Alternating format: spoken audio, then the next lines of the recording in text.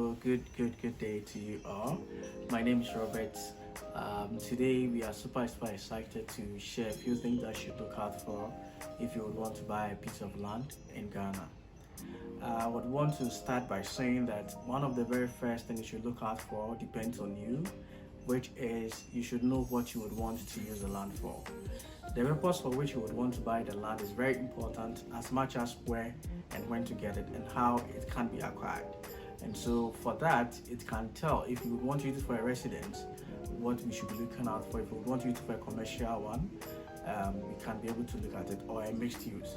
Ideally, for that, we can be able to also tell, when you follow up on the zoning of the land, what the land has been zoned to be used for. If you get to know the purpose of the land before acquiring it, it helps you to be able to marry or sink your own efforts as to how you would want to own it and the things you would want to do without any problem at all. The next thing I would say is that when you are buying the land, you should also be able to understand the document that covers it. Is it titled? Has it been assigned? Or is it a lease? And for titling, at what stage, or is it a completely untitled land? Titled land, I would say, are a bit expensive compared to lands that are not titled or that are not duly covered. And it's no surprise that you would find lands that don't have title, because some of the families really do not see the need to a land that they've owned traditionally to be able to go do document, and so that can be very possible. One of the things also that you should look out for within the title or within the documentation is the renewal clause.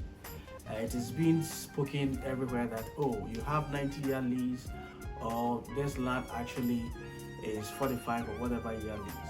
After the lease, what then happens? If you want to bequeath something worthwhile to your kids or to gift it to someone, you should be able to know the renewal clause, be able to know how best to adjust your expectations.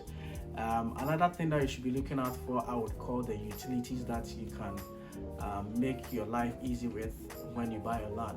Does the land have easy access to water? Does it have electricity? How is the road like? At times when you check with Google Map, it's easier to know the terrain, but ideally with this particular point, we would recommend that you come to site to check the land for yourself. If you have an expert who would come along with a trustee, the better. So check the utilities as well. And whilst you're at that, another thing we believe strongly that you should know is easement to the property.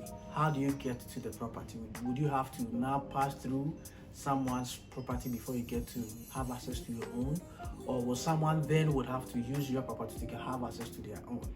Easement is very key, because then it will help you to know how to position your property, that is the built environment, and what you will do and what you can't do on your particular land.